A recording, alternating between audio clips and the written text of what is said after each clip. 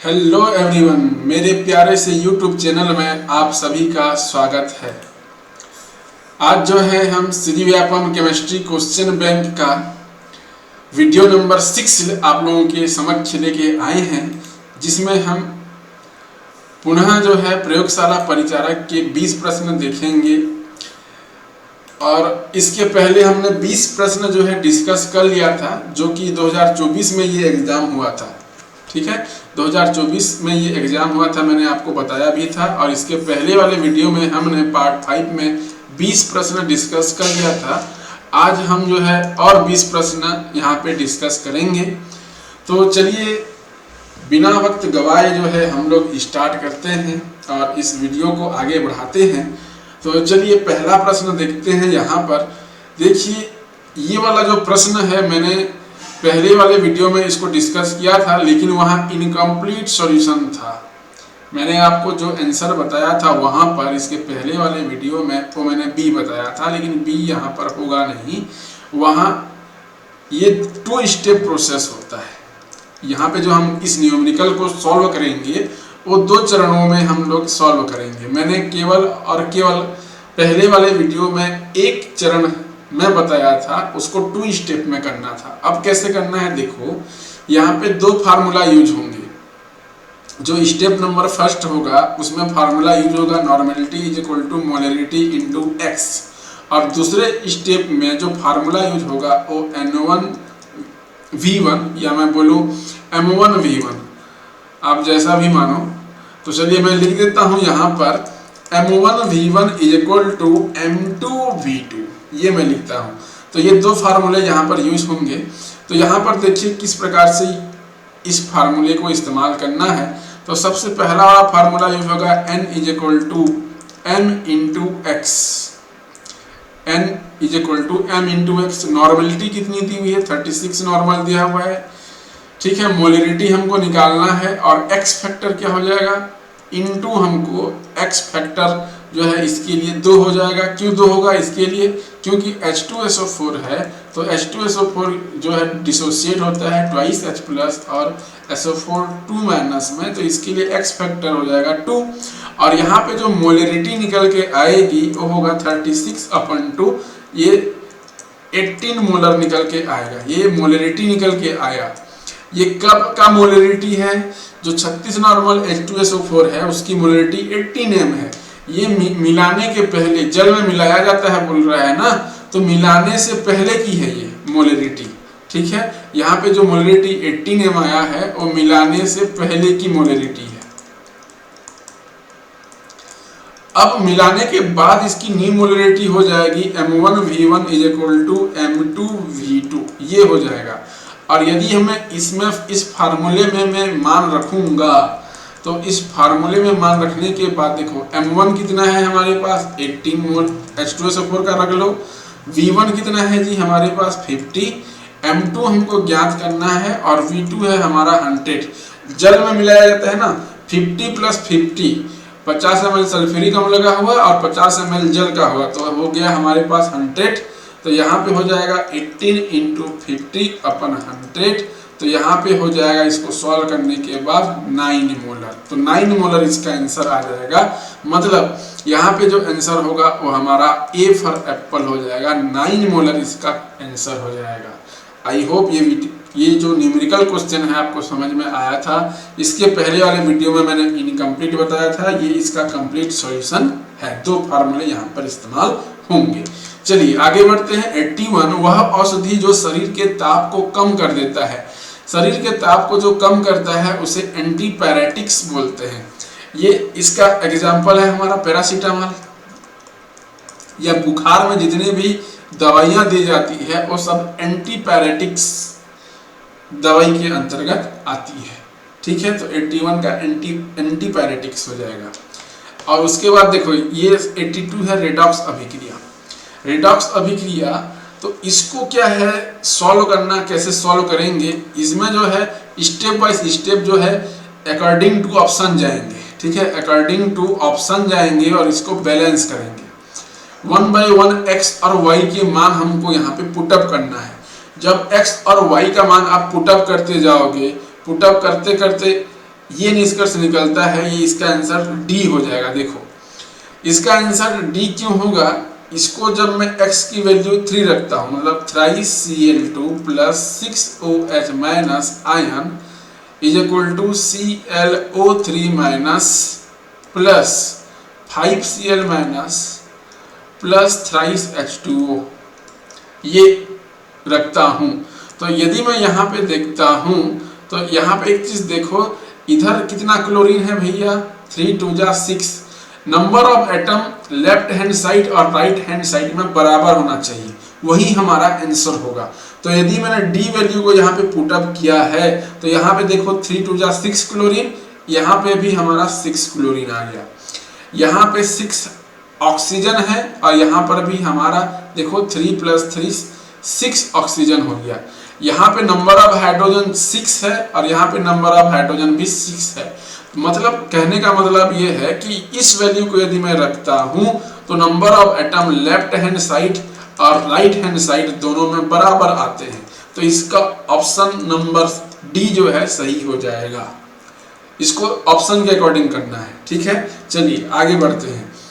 The standard E naught cell for Daniell cell is, यहाँ पे reduction potential की value दी हुई है और यहाँ पे इनॉट सेल निकालने के लिए बोला है। तो यहाँ पे कुछ नहीं करना है भैया, हमको फार्मूले में मान रखना है और फार्मूला यहाँ पर है EMF is equal to E cathode minus E anode, E cathode minus E anode, ये हमारा फार्मूला होता है। अब ये जो वैल्यू दी हुई है, 2 वैल्यू दी हुई है, ये पहली वैल्यू और ये हमारा दूसरा वैल्यू। तो दोनों वैल्यू में कैथोड में किसको रखेंगे और एनोड में किसको रखेंगे, ये हमारा सवाल है। तो देखना यहाँ पे कैथोड में किसको रखना है, कैथोड में जो है हाईली पॉजिटिव वैल्यू या मैं बोलूँ हाई वैल्यू को रखना है, हाई वैल्यू को रखोगे। और एनोड में किसको रखना है, एनोड में लो वैल्यू को रखना है, लो वैल्यू, लो वैल्यू को एनोड में जाएगा, हाई वैल्यू किस में जाएगा, कैथोड में जाएगा। तो देख लो कैथोड में कौन सा वैल्यू आ जाएगा, प्लस 0.34 ये हाई है ना, माइनस फिर माइनस 0.76। अब इसको जब मैं सॉल्व करूंगा तो माइनस माइनस प्लस हो जाएगा, तो यहाँ पे 0.34 प्लस 0.76 आ जाएगा। तो इसका जो आंसर हो जाएगा प्लस में 1.10 वोल्ट हो जाएगा, प्लस में 1.10 वोल्ट होगा। तो ऑप्शन नंबर सी इसका करेक्ट आंसर हो जाएगा, ठीक है। ये न्यूमेरिकल क्वेश्चन भी आपको समझ में आया होगा। चलिए आगे बढ़ते हैं। 84 कृत्रिम मधुरक जो केवल ठंडे में ही स्थायी होता है, इसको आपको बताना है और इसका इस्तेमाल जो है कोल्ड ड्रिंक में भी किया जाता है, ठीक है। एक स्वीटनर डाला जाता है कोल्ड ड्रिंक में, और स्वीटनर कौन सा है इनमें, ये देखो सब स्वीटनर है A to Z, जितना D A B C D सब जितना भी यहाँ पे दिया हुआ है ऑप्शन में, सब के सब जो है स्वीटनर का काम करते हैं।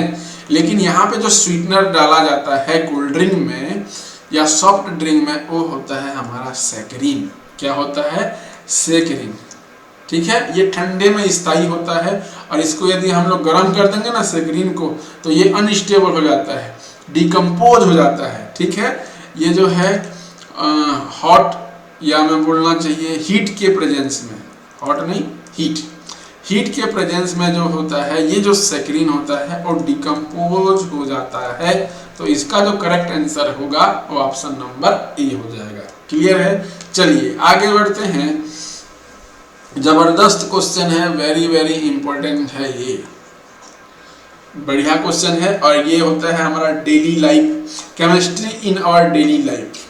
तो देखो ज्वरनाशक में किसका इस्तेमाल किया जाता है, जैसे पैरासीटामोल का इस्तेमाल ज्वरनाशक में होता है। इसी प्रकार से यहाँ पर जो है ये ज्वरनाशक में एसिटिल सैलिसिलिक एसिड का इस्तेमाल किया जाता है, मतलब ए का तीसरा हो जाएगा, और जो कि ए में नहीं है और बी में भी नहीं है, मतलब ए और बी कट गया, बचा कौन, बचा सी एंड डी बच गया।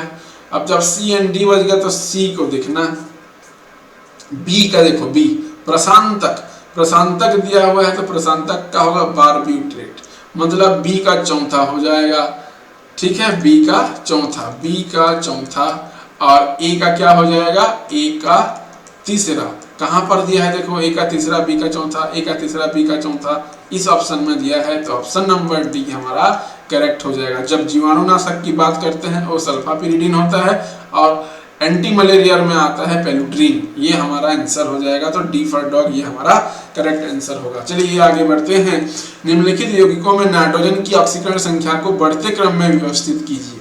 देखो पहला दिया हुआ है हमारे पास नाइट्रोजन, और नाइट्रोजन में जो होता है N ट्रिपल बॉन्ड N होता है, मतलब नाइट्रोजन के बीच में 3 बंद होता है और नाइट्रोजन अपने ही अन्य जो है परमाणु एटम से जुड़ा हुआ है। तो यहाँ पे इसकी जो ऑक्सीडेशन स्टेट होती है, यहाँ पे ऑक्सीडेशन स्टेट निकालोगे तो नाइट्रोजन का 0 निकल के आएगा, ठीक है।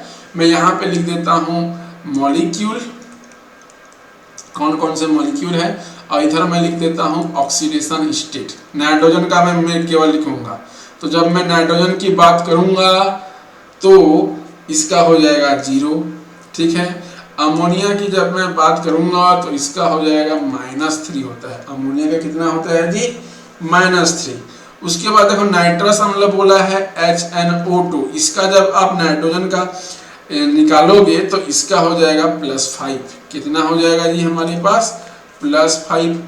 नाइट्रिक एसिड HNO3 बोला है तो इसका हो जाएगा नाइट्रोजन का ना, यहाँ पे +3 होगा, यहाँ पे कितना हो जाएगा +3, HNO3 का 3 6, यहाँ पे होगा +5, ठीक है। और NO का हो जाएगा +2। तो आप देख सकते हो सबसे अधिक HNO3 का होता है। जब HNO3 का होता है अधिक तो यहाँ पे नाइट्रिक अम्ल D सबसे अधिक हो जाएगा, D जो है सबसे अधिक हो जाएगा। लेकिन यहाँ पे बढ़ते क्रम बोला है तो सबसे छोटा वैल्यू पहले आएगा और बड़ा वैल्यू बाद में आएगा। अब छोटा वैल्यू पहले आएगा तो माइनस में किसका है जी, अमोनिया का है, तो C आएगा पहले, ठीक है, C आएगा पहले। बढ़ते क्रम बोला है ना, तो सबसे छोटा पहले आएगा और बड़ा वाला बाद में आएगा। तो छोटा वाला अमोनिया पहले आएगा, फिर कौन सा आएगा जी, NO, और NO किस में है जी, नाइट्रिक ऑक्साइड, C के बाद E आएगा, ठीक है, CE। उसके बाद N2 CEA आएगा, तो CEA कहाँ पे है जी, ये देखो ये CEA। तो यहाँ पे ऑप्शन नंबर बी हो जाएगा। क्या हो जाएगा हमारा, ऑप्शन नंबर बी।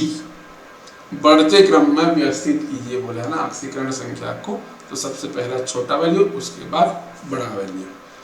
लेकिन यहाँ पे थोड़ा सा हेर फेर है बी और डी में, तो क्या करोगे, ऑप्शन के अकॉर्डिंग तो जाना पड़ेगा ना। चलिए आगे बढ़ते हैं। 87 AI2 BHNO3 XHIO3 YNO2 ZH2O में होगा। अब देखो इसके पहले भी मैंने एक क्या बोलना चाहिए, रिएक्शन को बैलेंस करना बताया था। तो इसको, इस ऑप्शन को भी या इस रिएक्शन को भी अकॉर्डिंग टू ऑप्शन जाना पड़ेगा। मतलब सारी वैल्यू एक एक करके पुटअप करना पड़ेगा और number of atom left hand side में और राइट हैंड साइड में बराबर है कि नहीं है वो चेक करना पड़ेगा।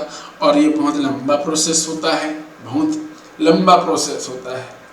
तो हम क्या करेंगे, मैं आपको आंसर बता देता हूँ। इसका जो आंसर हो जाएगा बी हो जाएगा, ऑप्शन नंबर बी। बैलेंस जब आप करोगे तो नंबर ऑफ एटम इधर लेफ्ट हैंड साइड और राइट हैंड साइड में बराबर होगा। तो आप लोग एक बार जो है पुट अप करके देखना, मतलब I2 प्लस B मतलब 10HNO3 में आपको पुट अप करके दिखा रहा हूँ। और साथ ही साथ जो है मैं आपको बैलेंस केमिकल रिएक्शन में लेफ्ट हैंड साइड और राइट हैंड साइड के एटम की जो संख्या है उसको मैं आपको बराबर करके दिखाऊंगा।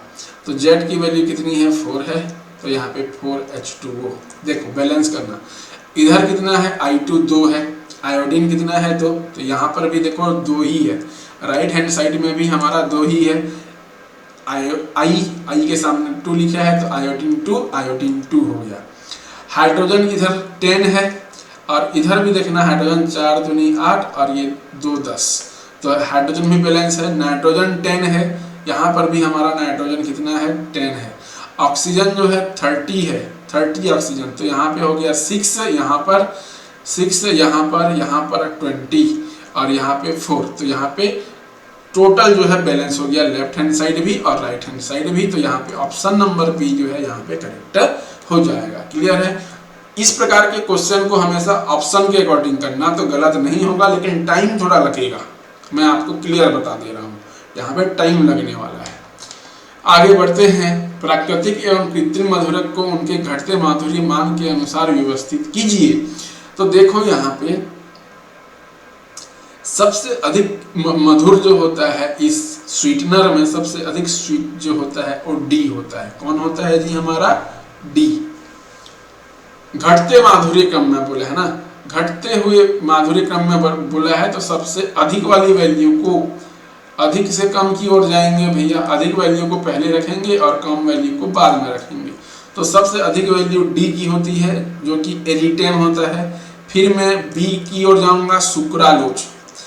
एलिटेम सबसे अधिक मधुर होता है, एलिटेम के बाद सुक्रालोज होता है, तो डी के बाद बी होता है।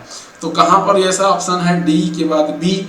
ये नहीं होगा, बी नहीं होगा, ए नहीं होगा, तो कौन सा बचा जी? ऑप्शन नंबर सी बचा, DBCAE। DBCAE ई जो देखो फ्रक्टोज जो है सबसे कम मधुर होता है इन सब में बोलो तो, लेकिन प्राकृतिक रूप से एक अच्छा स्वीटनर होता है।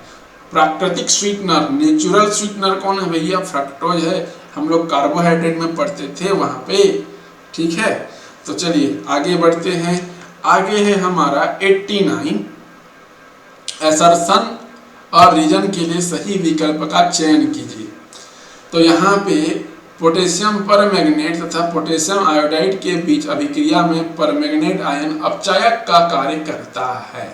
परमैंगनेट आयन अपचारक की तरह कार्य करता है। देखो यहाँ पे पोटेशियम परमैंगनेट की बात की गई है, यहाँ पे मैं लिखता हूँ, यहाँ पे पोटेशियम परमैंगनेट की बात की गई है और यहाँ पे जो मैंगनीज की ऑक्सीडेशन स्टेट होती है वो +7 होती है। मैंगनीज की ऑक्सीडेशन स्टेट +7 होती है। देखो 1 + x +4 × -2 होता है ना, तो यहाँ पे x - 8 = 0, यहाँ पे 1 है, तो यहाँ पे x की जो वैल्यू निकल के आएगी +7 निकल के आएगी, ऑक्सीडेशन स्टेट होता है। अब ये जो +7 है HiO4 के प्रेजेंस में ये +2 में चेंज हो जाता है। किसमें चेंज होगा? +7 से +2, मतलब मैंगनीज खुद जो है इलेक्ट्रॉन को एक्सेप्ट करता है। जब ये इलेक्ट्रॉन को एक्सेप्ट करेगा मैंगनीज, तो ये एक तो खुद अपचयन हो रहा है, इसके खुद का स्वयं का जो है यहाँ पे अपचयन हो रहा है, तो सामने वाले को क्या करेगा? ऑक्सीकृत करेगा। मतलब यहाँ पे मैंगनीज जो है ऑक्सीकारक की तरह बिहेव करेगा, ऑक्सीकारक की तरह बिहेव करेगा। मैंगनीज खुद इलेक्ट्रॉन को एक्सेप्ट कर रहा है, मतलब स्वयं का अपचयन कर रहा है, लेकिन सामने वाले को ऑक्सीकृत करेगा, इसीलिए ये ऑक्सीकारक की तरह बिहेव करेगा। तो उसके अकॉर्डिंग देखो यहाँ पे अपचायक बोल रहा है, मतलब अभिकथन जो है यहाँ पे गलत है। और अभिक्रिया के दौरान मैंगनीज की ऑक्सीकरण संख्या +7 से +2 में परिवर्तित होती है, तो ये वाला सही है।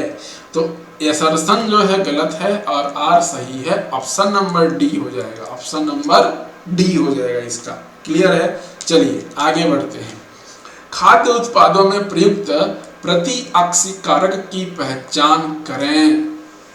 Antioxidant used in food product बोला है, यूज्ड इन फूड प्रोडक्ट, तो इसका आंसर हो जाएगा ए और यहाँ पे सी हो जाएगा, ए और सी, ये इसका करेक्ट आंसर हो जाएगा। और ए और सी कहाँ पर हैं? ऑप्शन नंबर ए में है जी, ऑप्शन नंबर ए हमारा करेक्ट हो जाएगा। देखो सोडियम लॉरेल सल्फेट तो होगा नहीं, इसको डिटर्जेंट में इस्तेमाल किया जाता है, सोडियम लॉरेल सल्फेट का डिटर्जेंट में उपयोग किया जाता है, ठीक है, तो ये तो होगा नहीं। तो ए और सी इसका करेक्ट आंसर होगा। चलिए आगे बढ़ते हैं भैया, और जब हम आगे बढ़ेंगे तो ये क्वेश्चन नंबर 91 है यहाँ पर। तो देखो यहाँ पे बेंजोइल क्लोराइड दिया है। जब बेंजोइल क्लोराइड की अभिक्रिया हाइड्रोजन से करते हैं पैलेडियम बेरियम सल्फेट, ये क्लास 12 के बुक का है जी। और ये क्लास 12 का जो एल्डिहाइड कीटोन और कार्बोक्सिलिक एसिड है वहां से ये प्रश्न पूछा गया है। जब 91 का जब हम देखेंगे, यहाँ पे ये वाला अभिकारक है COCl, इसके प्रेजेंस में H2 के प्रेजेंस में पैलेडियम बेरियम सल्फेट के प्रेजेंस में ये जो फर्स्ट स्टेप है यहाँ पे एल्डिहाइड बनता है। सीधी सीधी बात, यहाँ पे क्या बनता है? एल्डिहाइड। और ये जो पहला रिएक्शन है, इस रिएक्शन को रोजेनमुंड अभिक्रिया बोलते हैं। अभिक्रिया का नाम क्या होता है? जो पहला स्टेप है, इस पहले स्टेप का नाम है रोजेनमुंड। रोजेनमुंड अभिक्रिया का उदाहरण है, ये हमारा प्रोडक्ट बनेगा। और ये जो सांद्र NaOH B+C दिखा रहा है, देखो ये होता है हमारा केनिजारो अभिक्रिया। क्या होता है हमारा? केनिजारो अभिक्रिया। और केनिजारो अभिक्रिया में जो होता है हमारा साल्ट बनता है, अल्कोहल प्लस साल्ट बनता है जी, प्लस साल्ट। साल्ट फॉर्मेशन कहाँ हो रहा है जी? ये देखो, ये C6H5CHO होना चाहिए। और C6H5CHO केवल और केवल B में है। C6H5CHO केवल और केवल B में है। C गया, D गया, A गया, सीधा सीधा ऑप्शन नंबर B आया। क्लियर है? समझ में आया कैसे करना था? रोजेनमुंड और केनिजारो अभिक्रिया दोनों को मिक्स यहाँ पे कर दिया गया है।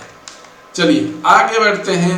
एथीन अणु में कार्बन परमाणुओं का संकरण होता है। एथीन मतलब कार्बन कार्बन के बीच में डबल बॉन्ड, और यहाँ पे होगा हाइड्रोजन, यहाँ पे होगा हाइड्रोजन।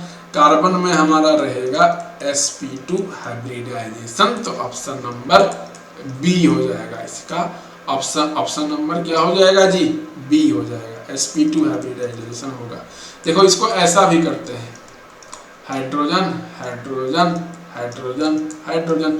इसको जब आप इस प्रकार से एक्सपेंडेड फॉर्म में लिखोगे तो यहाँ पे देखो एक सिग्मा एक पाई, ये सिग्मा एक सिग्मा, तीन सिग्मा मतलब sp2 हाइब्रिडाइजेशन। क्लियर है? इस प्रकार से इसको सॉल्व करना था। 9:2 हो गया। अब देखो P कक्षक की आकृति कैसे होती है? देखो SP और D होता है।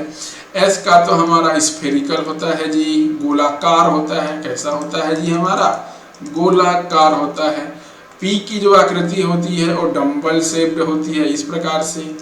D का डबल डंबल होता है ऐसा, D का डबल डंबल होता है इस प्रकार से। तो P का जो करेक्ट आंसर हो जाएगा हमारा डंबल शेप हो जाएगा। क्लियर है? D का पूछता तो डबल डंबल होता। क्लियर है? स्फेरिकल किसका होता है? ये हमारा S का होता है। चलिए आगे बढ़ते हैं। आगे है 94। C4H8O के समावयी एल्डिहाइड एवं कीटोनों की संभावित संख्या है। देखो इसको ऑप्शन के अकॉर्डिंग एलिमिनेट करना है। अब कैसे एलिमिनेट करोगे? देखो यहाँ पे जो डी ऑप्शन दिया है ये कट जाएगा। क्यों कट जाएगा? देखो भैया CH डबल बॉन्ड CHO दिया है भैया। ऐसा बॉन्ड कार्बन मैक्सिमम जो है 4 बॉन्ड बनाता है भैया, और यहाँ तो 5 बॉन्ड बनाते हुए दिखाई दे रहा है। देखो CH3 CH, ये ऐसे ही 2 बॉन्ड ऑलरेडी बना चुका, डबल बॉन्ड C हो गया, और यहाँ पे डबल बॉन्ड O और यहाँ पे H होता है। फिर यहाँ पे CH3 जोड़ दिया। देखो तो कितना बॉन्ड बना लिया ना, कितना बॉन्ड बनाया है जी भैया? ये कार्बन तो 2 2 4 5 6 बॉन्ड बना लिया, 6 बॉन्ड बना लिया। ऐसा कुछ संभव है क्या? नहीं होता है। कार्बन तो 4 बॉन्ड बनाता है भैया, तो इसलिए D गया, B भी गया। ये देखो CHO CH double bond CHO, यहाँ पे भी 4 से अधिक बॉन्ड बना रहा है। 4 से अधिक बॉन्ड बनाया तो भैया B भी गया, और ये तो ऐसे ही गया क्योंकि इसकी संख्या तो 1 नहीं होगी, 1 से अधिक ही होगी। तो ऑप्शन नंबर C हमारा करेक्ट है। देखो समावयी निकालने का बहुत लंबा प्रोसेस है। स्टेप बाय स्टेप 1 by 1 जो है हमको बनाना पड़ता है। तो यहाँ पे हमने ऑप्शन के अकॉर्डिंग इसको एलिमिनेट किया है। तो ऑप्शन नंबर C हमारा करेक्ट आंसर हो जाएगा। आई होप ये वीडियो आपको समझ में आ रहा है। यदि आपको समझ में आ रहा है तो चैनल को लाइक कीजिए, शेयर कीजिए और सब्सक्राइब कीजिए। चलिए आगे बढ़ते हैं 95 नंबर पे। 95 नंबर है डाइएथिल ईथर में आबंध कोण चतुष्फलकीय कोण से थोड़ा सा अधिक होता है।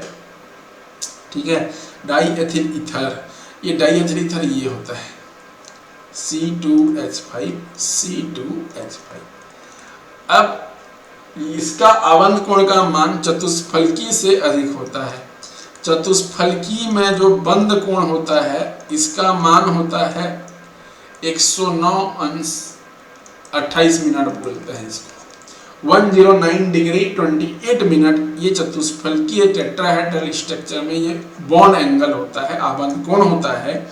और यहाँ पे जो दिया गया है डाइएथिल ईथर, यहाँ पे जो बंध कोण का मान होता है वो 111 डिग्री के आसपास होता है। मतलब ऑप्शन असर्शन अभिकथन जो है वो सही है, इसका मान अधिक होता है। डाइएथिल ईथर में आबंध कोण का मान चतुष्फलकीय से अधिक होता है। फिर बोल रहा है एकाकी इलेक्ट्रॉन युग्मों के मध्य प्रतिकर्षण आबंध कोण को घटाने का प्रयास करता है। यहाँ पे जो लोन पेयर होता है ना, ये इसका बोलता है प्रतिकर्षण आबंध कोण को घटाने का प्रयास करता है। एकाकी इलेक्ट्रॉन युग्मों के मध्य प्रतिकर्षण आबंध कोण को घटाने का प्रयास करता है। तो ये सही है कि गलत है बताइए। ये भी हमारा जो है करेक्ट ऑप्शन है, ये हमारा जो है करेक्ट ऑप्शन है, लेकिन जो एक्सप्लेनेशन है, स्पष्टीकरण, वो सही नहीं है। तो यहाँ पे जो है सही नहीं है बोला है, तो ऑप्शन नंबर बी हो जाएगा, बी फॉर बॉल। दोनों ऑप्शन करेक्ट हैं, लेकिन जो एक्सप्लेनेशन बोल रहा है वो सही नहीं है, क्योंकि घटाने का काम करता है तो इसको तो कम आना चाहिए ना भैया। तो यहाँ पे बॉन्ड एंगल क्यों बढ़ा हुआ है, इसका हमको कारण बताना था। तो इसीलिए जो है ए असर्शन और रीजन दोनों सही है, लेकिन सही स्पष्टीकरण नहीं है। ये इसका करेक्ट आंसर हो जाएगा। चलिए आगे बढ़ते हैं। निम्नलिखित यौगिकों को उनके क्वथनांक के घटते क्रम में व्यवस्थित कीजिए। यहाँ पे देखो स्ट्रक्चर भी यहाँ पे बना दिया गया है। तो ब्यूटेन बोला है, ब्यूटेन मतलब 4 कार्बन। कितना कार्बन जी? 4 कार्बन का लंबी श्रृंखला। ये देखो ब्यूटेन यहाँ पर बन गया है। प्रोपेनॉन, प्रोपेनॉन ये इसका जो है CH3 COO CH3, ये इसका जो है फार्मूला होता है। एथेनोइक एसिड, एथेनोइक एसिड जो है CH3COOH को बोलते हैं, यहाँ पे लिख दिया गया है। प्रोपेनॉल, प्रोपेनॉल मतलब CH3 CH2 CH2OH, ये इसका फार्मूला होता है। और प्रोपेनॉल ये जो है CH3 CH2 और CHO होता है। अब क्वथनांक को घटते क्रम बोला है। घटते क्रम मतलब सबसे बड़ा वैल्यू पहले आएगा और छोटा वैल्यू बाद में आएगा। बड़ा वैल्यू पहले, छोटा वैल्यू बाद में, ये याद रखना। घटते क्रम बोला है तो बड़ा वैल्यू पहले, जिसका क्वथनांक अधिक होगा वो पहले आएगा। और क्वथनांक सबसे अधिक होगा एथेनोइक एसिड का। क्यों? Due to hydrogen bonding. Hydrogen bond के कारण जो है एथेनोइक एसिड, यहाँ पे डायमर का फॉर्मेशन होता है, इसीलिए इसका क्वथनांक जो है सबसे अधिक आएगा। सी का हाई होता है, और सी का हाई है तो कहाँ पर ऑप्शन है? Option number A. फिर ये होगा ये ई, सी के बाद डी प्रोपेनॉल। ठीक है, ड्यू टू हाइड्रोजन बॉन्डिंग सी का सबसे ऊपर होना चाहिए। और कहाँ पर ऑप्शन है जी? ए में ऑप्शन है, तो ऑप्शन नंबर ए हमारा करेक्ट हो जाएगा। क्लियर है? चलिए आगे बढ़ते हैं भैया। निम्नलिखित में से कौन सा सूत्र डी ब्रॉगली तरंगदैर्घ्य के लिए सही है? ये फार्मूला दिया गया है और ये फार्मूले सब डी ब्रॉगली के ही हैं। डी ब्रॉगली का ही ये फार्मूला होता है, इसीलिए जो होता है ये फार्मूला जो है करेक्ट है। ये भी सही है, ये भी सही है, ये भी सही है, ये भी सही है, और ये सभी होगा। तो ऑप्शन नंबर डी यहाँ पे करेक्ट हो जाएगा। फार्मूले हमको पता होना चाहिए डी ब्रॉगली का, सीधा सीधा। इसके बाद देखो 98 बोलता है सुमेलित कीजिए कॉलम 1 और कॉलम 2 यहाँ पर दिया हुआ है।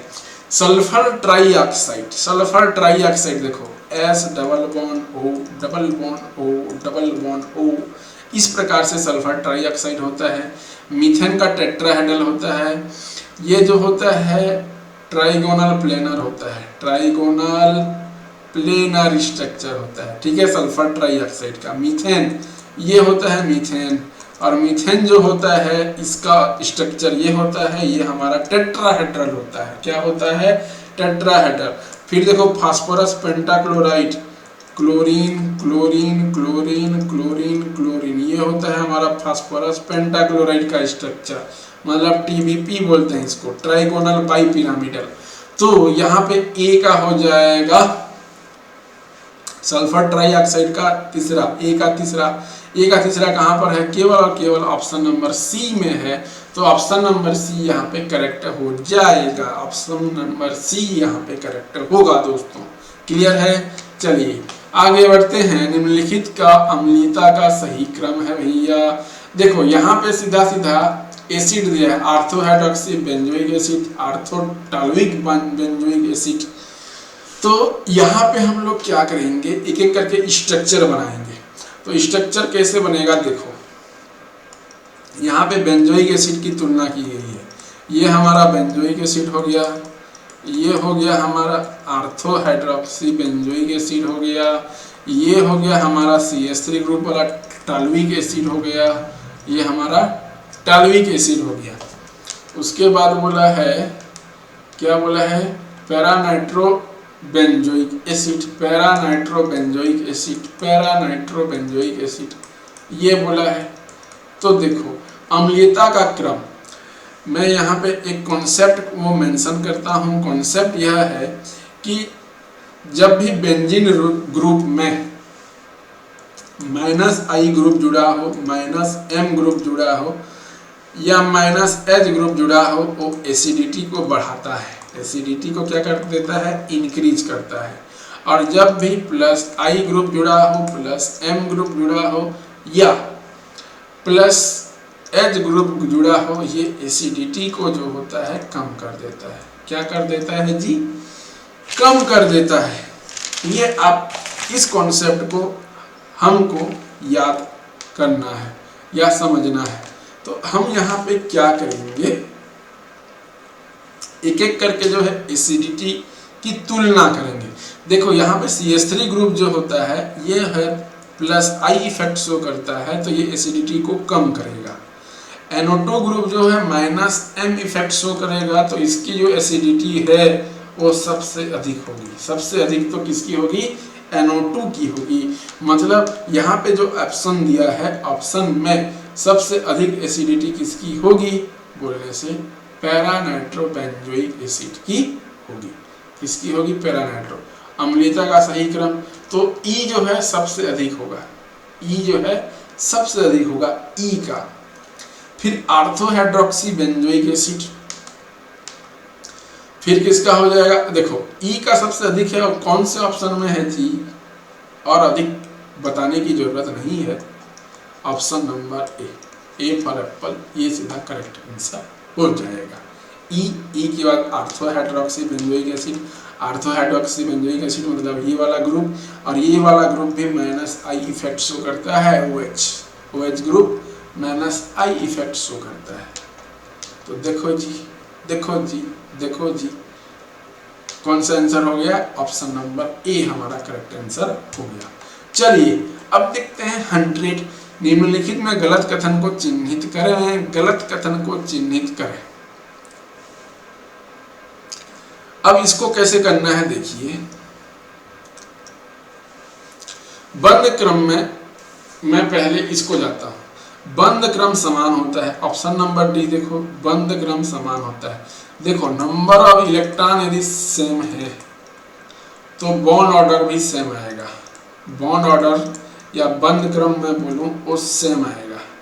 अब देखो यहाँ पे सेम इलेक्ट्रॉन है कि नहीं है, थोड़ा चेक करो जी। Cn माइनस आयन मतलब यहाँ पे 7 6 13 एक 14 इलेक्ट्रॉन है इसका।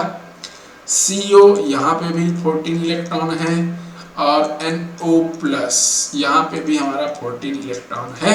मतलब यहाँ पे बॉन्ड ऑर्डर सबका क्या आने वाला है? ये आने वाला है, सेम आने वाला है। तो डी तो सही है, हमारा डी सही है। डी क्या है,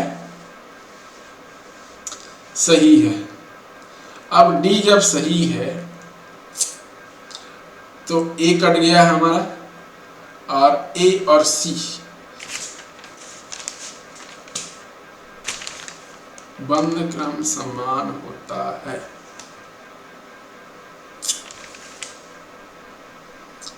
CN माइनस 7 6 13 14 8 6 14 NO प्लस इसका 3.5 समथिंग होता है। ठीक है। F2 के अणु प्रतिबंधी आणविक कक्षक में कुल 9 इलेक्ट्रॉन होते हैं। इसका हमें बनाना पड़ेगा जी, क्या बनाना पड़ेगा, बॉन्ड, जो क्या बोलना चाहिए,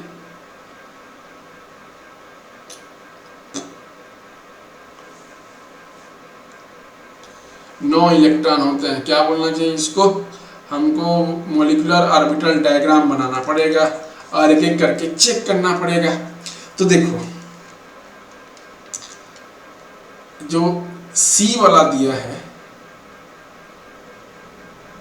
अरे यार गलत कथन को चिन्हित करें बोला है ना, इसको देखना पड़ा हमको यार, इसीलिए मैं कंफ्यूज हो रहा हूँ। गलत कथन को चिन्हित करना है, गलत कथन।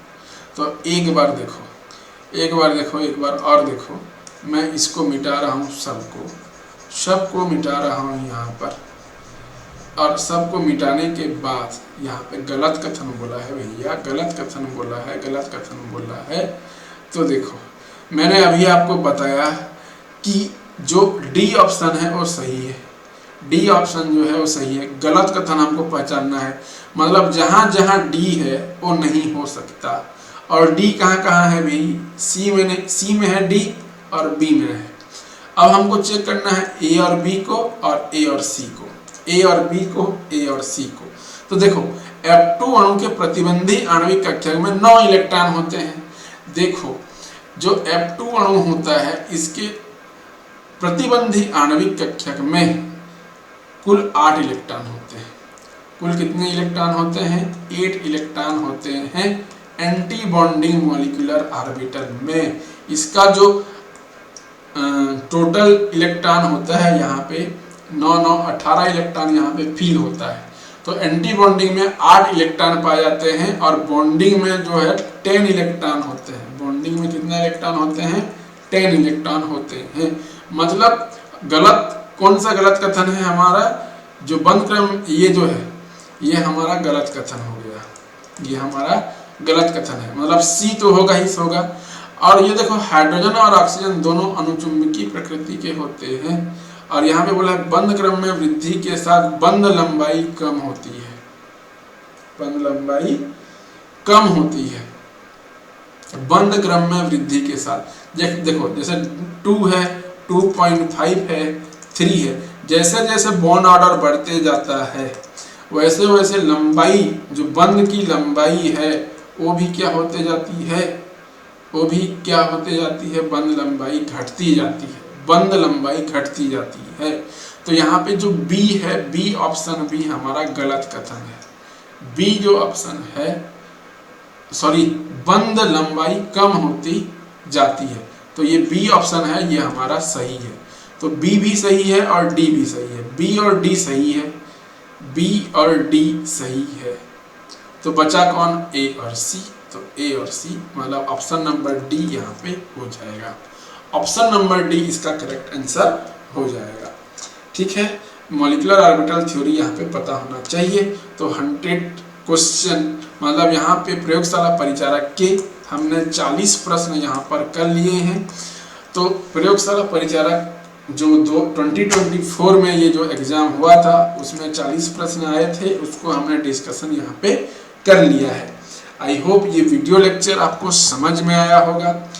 यदि ये वीडियो लेक्चर आपको समझ में आया है तो चैनल को लाइक कीजिए, शेयर कीजिए और सब्सक्राइब कर दीजिए दोस्तों। So thank you all of you दोस्तों, फिर मिलेंगे हम लोग हंसते हंसते।